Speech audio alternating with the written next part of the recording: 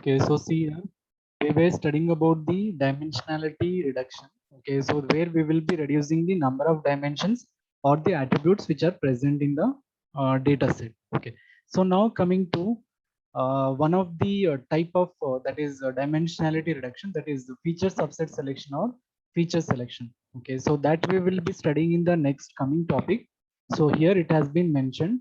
See, feature subset selection or feature selection is a technique where you will be selecting attributes. Okay, so you'll be forming new attributes by selecting the subset of attributes. For example, see in the student data set, if you have got 10 attributes like name, USN, and then age, gender, and then address, and so on, total 10 attributes are present.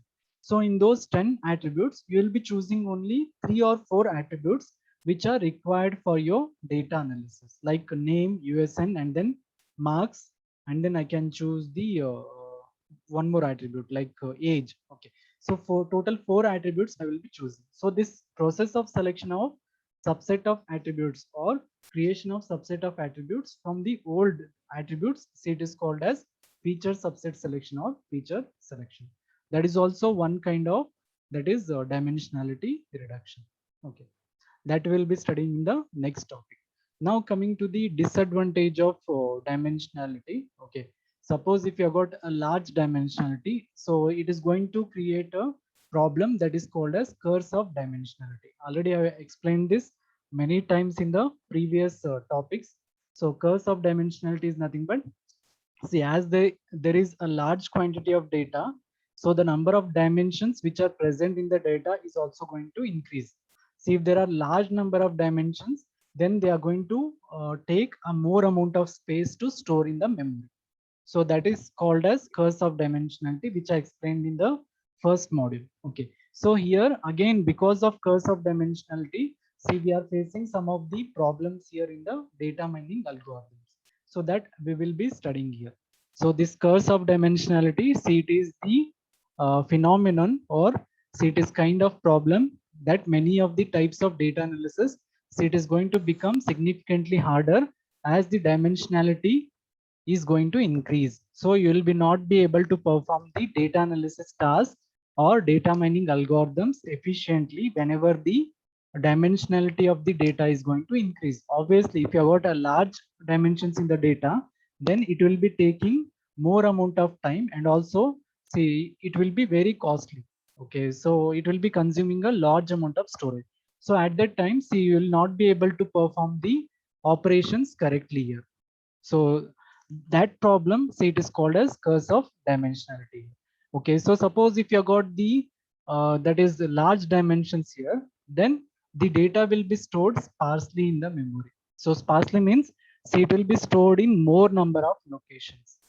So this problem will be created whenever the data has got the large number of dimensions. Whenever the dimensions of the data is large, then it will be stored sparsely in the memory. Sparsely means it will be stored in many number of locations in the memory.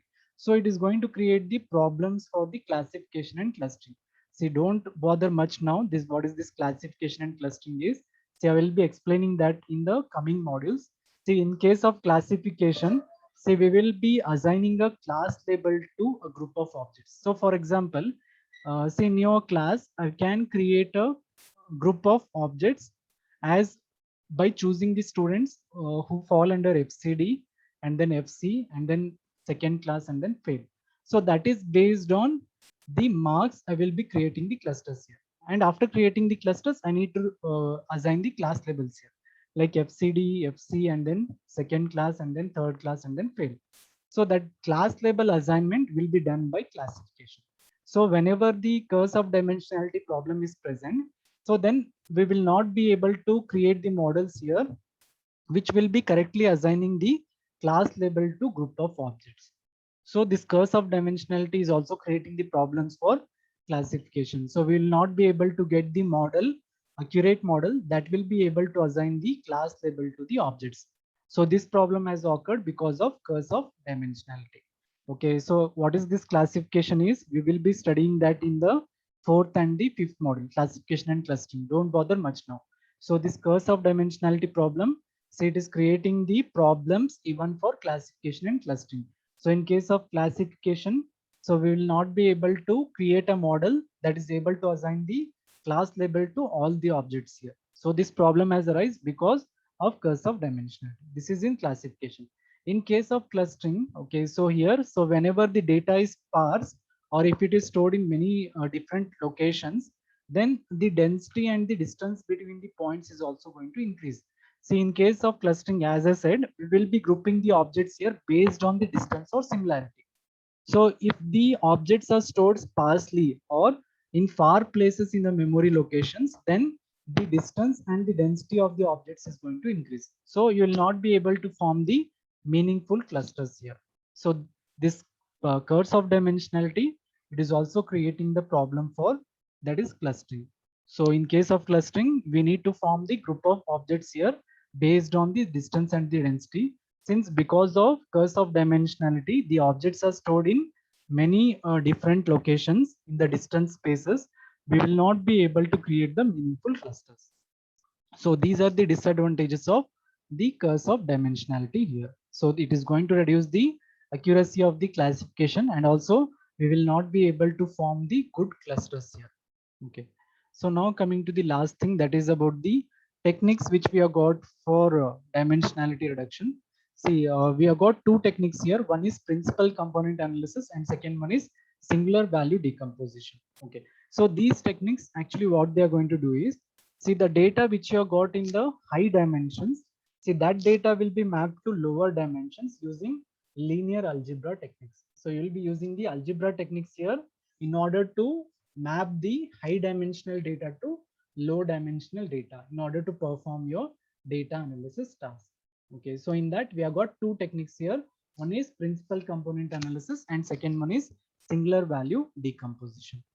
So these linear algebra techniques, what they are going to do is they will be mapping the data from the high dimensional data to low dimensional data, because you will not be able to perform your data analysis in the high dimensional data. So I need to map that to low dimensional data. So these techniques, they are going to use the linear algebra techniques to map that high dimensional data to low dimensional data. So in this, we have got two techniques. One is principal component analysis and second one is singular value decomposition. Okay. So in case of principal component analysis, see again, see it is a linear algebra technique. See where continuous attributes. Okay. So we will be forming the low dimensional data of continuous attributes, okay, by following that is three steps here. So here this data will be represented in the new that is low dimension or new dimensions by considering the linear combination of original attributes. So instead of considering the original attributes here, we can combine them, okay, using the linear algebra techniques, and that combined data will be used here. So only the dimensions of the data will be reduced. And how you are going to choose these objects for combinations here? See, they must be orthogonal to each other or perpendicular to each other. So we need to choose the data objects here or the attributes which are perpendicular to each other, and also they must capture the maximum amount of variation in the data. So they must not be more similar to each other, they must be very dissimilar to each other. There must be more variation in the data or the attributes here. So we need to choose such objects or the attributes here in order to combine. So this technique, principal component analysis, so it is going to use the linear algebraic techniques here for the continuous attributes, and it will be forming the new attributes here. So that new attributes, say they will be having low dimensions here. So then how we can form these new attributes? By combining the original attributes here. Okay, so in order to combine these original attributes, we need to choose the attributes such that they are orthogonal to each other, perpendicular to each other, and they must be very dissimilar, or they must carry or capture maximum amount of variation here. So this is first technique. So second technique is singular value decomposition. So again, singular value decomposition, it is a type of technique that will be using linear algebraic technique. Okay, again, it is very similar to PCA only. All the steps which we have followed here, same will be used. Okay, and it is one of the technique that is used frequently for dimensionality reduction. This is the second technique. See, singular value decomposition, see, it is a kind of dimensionality reduction technique which will be using linear algebraic techniques, okay, in order to reduce the dimensionality of data. Okay, so this is about the dimensionality reduction. So next topic, so I will discuss in the next class. Okay, just wait for 2 minutes. I will take your attendance.